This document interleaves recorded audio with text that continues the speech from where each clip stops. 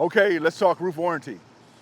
A lot of times, and I should say most times, in most of the warranties, they'll spell out that they're not going to cover ventilation systems, flashings, or sheet metal, and the same thing with air conditioning units. Now, these units are prone to leaking as well as this ventilation system.